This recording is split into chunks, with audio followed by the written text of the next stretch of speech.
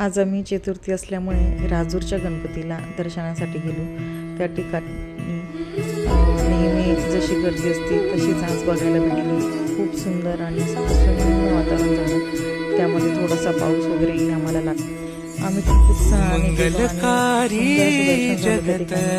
गर्दी वगैरे तर जसं मंगळी चतुर्थीला तर आम्ही पायी जातो, पण ह्यावेळेस मी बघितलेलं आहे की चतुर्थीलाही खूप गर्दी आहे। तू मंगलकारी जगत अधिकारी कर्मरूपी वाटेवरचा तू पालनहारी।